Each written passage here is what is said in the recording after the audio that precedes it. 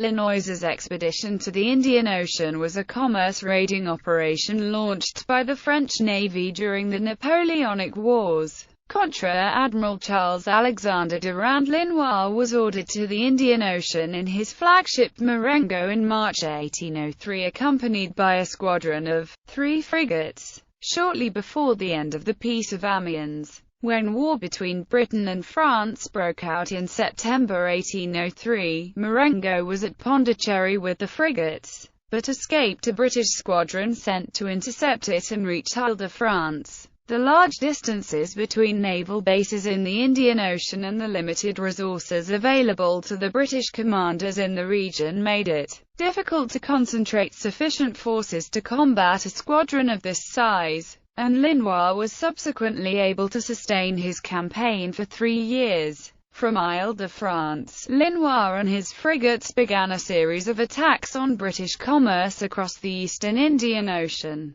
specifically targeting the large convoys of East Indiamen that were vital to the maintenance of trade within the British Empire and to the British economy. Although he had a number of successes against individual merchant ships and the small British trading post of Bencoolen, the first military test of Linois' squadron came at the Battle of Pulaura on 15 February 1804. Linois attacked the undefended British China fleet, consisting of 16 valuable East Indiamen and 14 other vessels, but failed to press his military superiority and withdrew without capturing a single ship. In September 1804, Linois attacked a small British convoy at Visakhapatnam in the Bay of Bengal and captured 1 ship, but was again driven off by inferior British forces. The damage Marengo suffered on the return to Ile-de-France was so severe that she had to be overhauled at Grand Port, and after subsequent cruises in the Red Sea and in the central Indian Ocean. On the return journey, Linois's ships sailed into the cruising ground of a British squadron participating in the Atlantic Campaign of 1806 and was captured by overwhelming forces at the action of 13 March 1806. Almost exactly 3 years after leaving France, Linois's activities in the Indian Ocean had caused panic and disruption across the region, but the actual damage inflicted on British shipping was negligible and his crews known more for its failures than its successes. In France, Napoleon was furious and refused to exchange Linois for captured British officers for 8 years, leaving him and his crew as prisoners of war until 1814. Background: during the early 19th century, the Indian Ocean was a vital conduit of British trade, connecting Britain with its colonies and trading posts in the Far East. Convoys of merchant ships, including the large East Indiaman, sailed from ports in China, Southeast Asia and the new colony of Botany Bay in Australia, as well as Portuguese colonies in the Pacific Ocean. Entering the Indian Ocean, they joined the large convoys of ships from British India that carried millions of pounds of trade goods to Britain every year. Together these ships crossed the Indian Ocean and rounded the Cape of Good Hope, sailing north until eventually reaching European waters. Docking at one of the principal British ports, the ships unloaded their goods and took on cargo for the return journey. This often consisted of military reinforcements for the army of the Honourable East India Company, whose holdings in India were constantly expanding at the expense of neighbouring states. During the French Revolutionary Wars, French frigates and privateers operated from the French Indian Ocean colonies of Ile-de-France and Réunion against British trade routes. Although protected by Royal Navy and the fleet of the HEIC, there were a number of losses among individually sailing ships, particularly the country ships, smaller and weaker local vessels less able to defend themselves than the large East Indiamen. Many of these losses were inflicted by privateers, in particular the ships of Robert Surcouf, who captured the East Indiaman Kent in 1800 and retired on the profits. However, these losses formed only a tiny percentage of the British merchant ships crossing the Indian Ocean.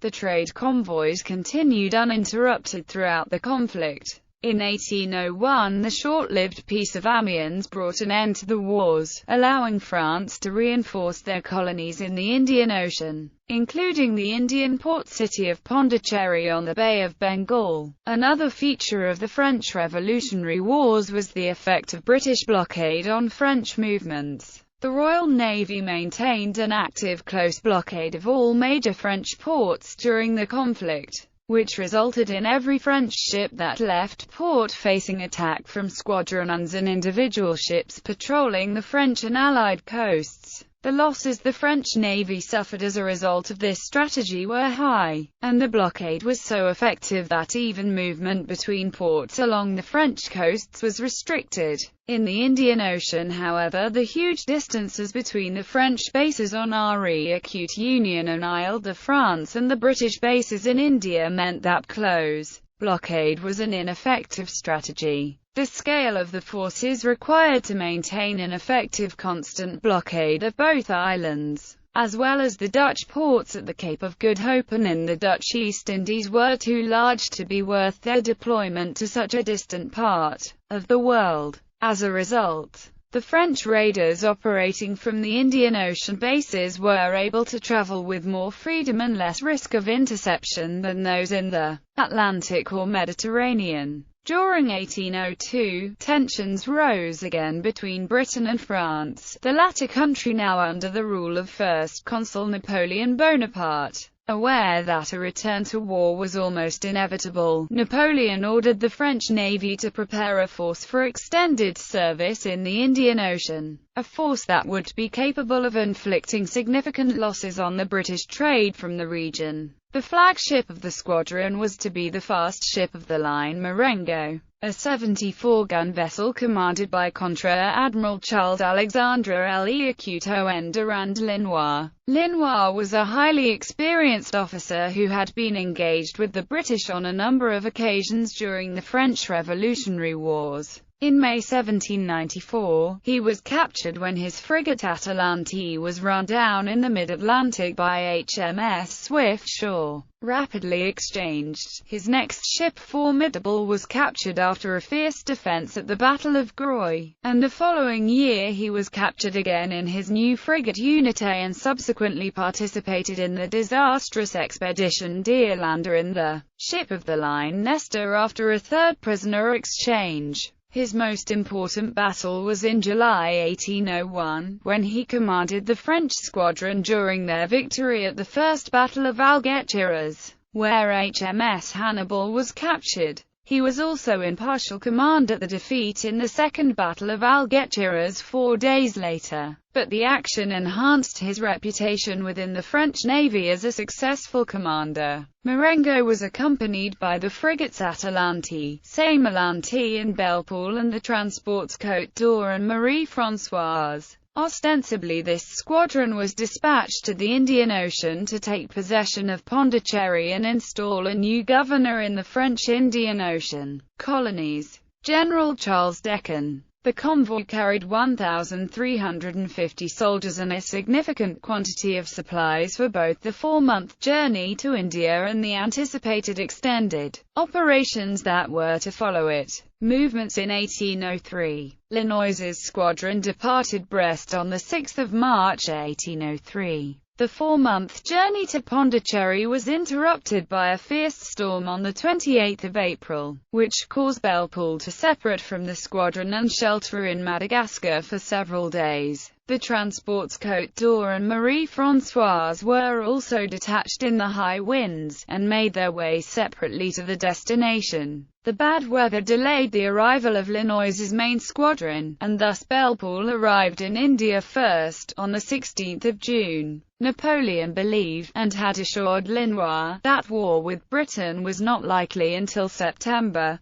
But relations broke down faster than expected and Britain began mobilizing on 16 May, issuing a formal declaration of war 2 days later. As news could only travel at the same speed as a fast ship, it had not arrived in the Indian Ocean by the time of Belle-Poule's arrival, although it was expected at any moment. Colonel Louis Bernot, who had sailed on the frigate called on the British officials then operating the factories in Pondicherry to turn them over to the French as stipulated in the Treaty of Amiens, but was refused. The factory owners were under orders from Governor-General Lord Wellesley, in turn under orders from Lord Hawkesbury, to deny the French access to Pondicherry's commercial assets. The French position was further weakened when a large British squadron, consisting of the ships of the line HMS Tremendous, HMS Trident and HMS Lancaster, the fourth-rate HMS Centurion and the frigates HMS Sheerness, HMS Concord, HMS Daniell and HMS Fox anchored at Cuddalore, 20 miles to the south of Pondicherry. This squadron had been sent from Bombay under Rear Admiral Peter Rainier to watch French movements. On the 5th of July, Rainier had received word from Bombay, via Madras, that war was imminent although not yet declared, and had moved his ships to an anchorage within sight of Pondicherry in anticipation of the outbreak of war. Linois arrived at Pondicherry on the 11th of July to find Rainier's ships anchored nearby and most of the city's financial institutions still in British hands. Trident and the brig HMS Victor were anchored in Pondicherry roads, although on Linois's arrival they sailed to join Rainier's squadron. The following day, Linois sent Captain Joseph Marie Renaud and his own nephew on board Rainier's flagship with an invitation to breakfast the following morning, which was accepted. At 10:00, the transport Marie-François arrived in Pondicherry, having been separated in the storm, and she was followed at 1800 by the brig Bellier. Bellier had been sent out from Brest on the 16th of March carrying, among other papers, copies of a speech made before the British Parliament by King George III that threatened conflict and orders from Napoleon to immediately sail for Ile-de-France in anticipation of the declaration of war. Linois was instructed to deliver Deccan to the island, and prepare his ships on the Indian Ocean island for a lengthy raiding operation against British commerce in the region. When dawn rose on the 13th of July, Rainier embarked on the 16-gun brig HMS Rattlesnake for his breakfast appointment, only to discover that Linois's ships had slipped away in the night. Linois had escaped so swiftly that his anchors and boats had been left in the bay, where he had abandoned them rather than draw attention to his movements by drawing them in. He had also just missed the transport Côte d'Or with its 326 soldiers, which arrived on the evening of the 13th of July and was swiftly surrounded by Centurion and Concord, detaching most of his squadron to Madras. Rainier waited off Pondicherry for further French movements and on the 15th of July spotted Bellepool just off the coast. Linois had detached the frigate to investigate the anchorage at Madras, but she had been intercepted and followed by the frigate HMS Terpsichore, whose insistent shadowing had forced Captain Alan Adelaide Marie Bruehlhack to return to Pondicherry. Bellepool and Côte d'Or exchanged signals during the morning, and at 1100 the transport suddenly raised sails and departed the anchorage, Terpsichore pursuing closely. Early on the 16th of July, Terpsichore overtook the transport and fired several shots across her bow, forcing her captain to surrender. Bruehlhack had used the distraction to sail Bellepool to Ile-de-France without pursuit.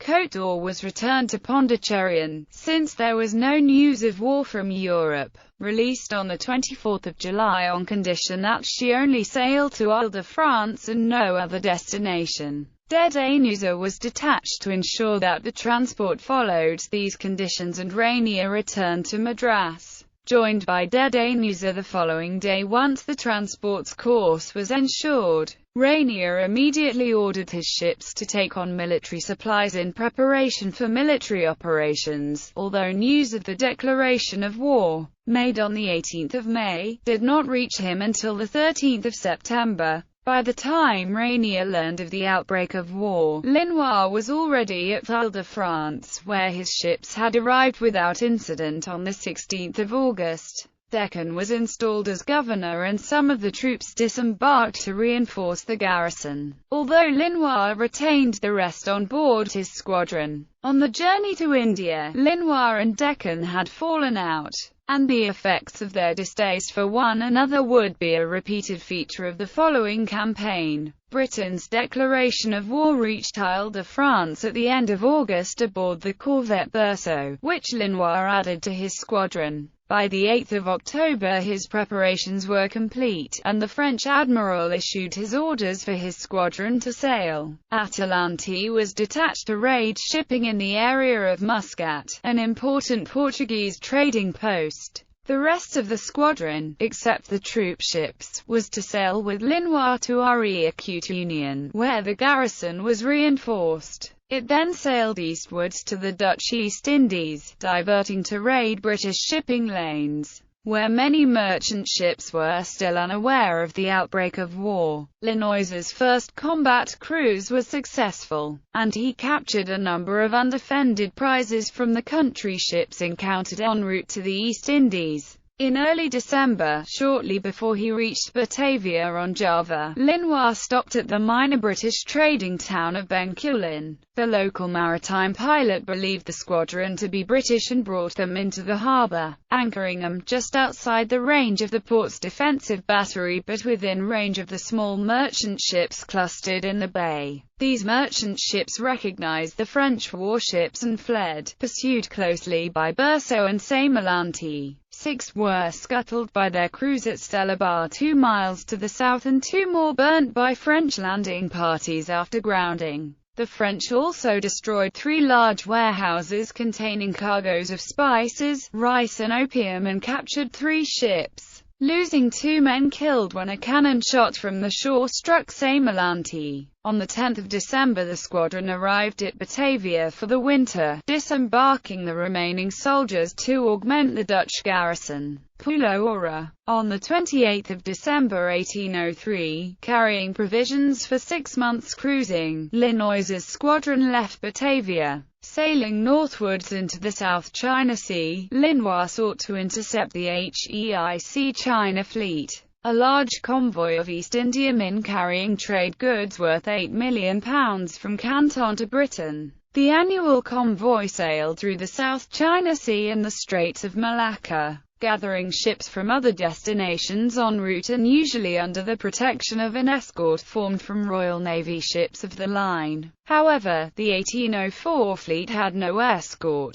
The outbreak of war had delayed the dispatch of the vessels from Rainier's squadron. Thus as the convoy approached the Straits of Malacca it consisted of 16 East Indiamen, 11 country ships and 2 other vessels guarded by only 1 small HEIC armed brig, Ganges. On the 14th of February, close to the island of Pulo-Ora, the commodore of the convoy, Nathaniel Dance, was notified that sails were sighted approaching from the southwest. Suspicious, Dance sent a number of the East Indiamen to investigate, and rapidly discovered that the strange ships were the French squadron under Linois. Dance knew that his convoy would be unable to resist the French in combat and instead decided to bluff the French by pretending that a number of his large East Indiamen were disguised ships of the line. Dance formed his ships into a line of battle and ordered 3 or 4 of them to raise blue ensigns and the others red,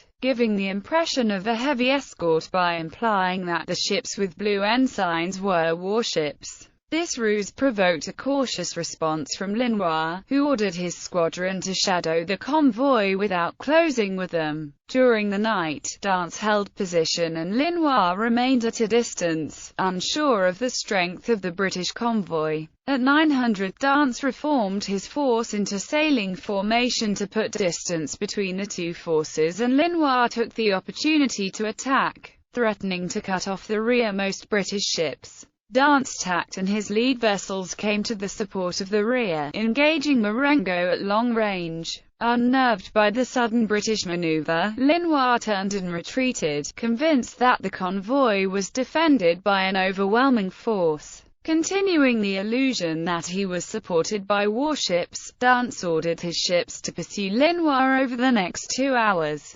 eventually reforming and reaching the Straits of Malacca safely. There they were met several days later by 2 ships of the line sent from India. The engagement was an embarrassment for Linois, who insisted that the convoy was defended by up to 8 ships of the line and maintained that his actions had saved his squadron from certain destruction. His version of events was widely ridiculed by both his own officers and the authorities in Britain and France, who criticized his timidity and his failure to press the attack when such a valuable prize was within his reach. Dance, by contrast, was lauded for his defense and rewarded with a knighthood and large financial gifts, including £50,000 divided among the officers and men of the convoy. The engagement prompted a furious Napoleon to write to the Minister of Marine Denis de Cray, "All the enterprises at sea which have been undertaken since I became the head of the government have missed fire because my admirals CWLN have discovered, I know not how or where, that war can be made without running risks. Tell Linois that he has shown want of courage of mind, that kind of courage which I consider the highest quality in a leader." Emperor Napoleon I, quoted in translation in William Laird Clowes' The Royal Navy.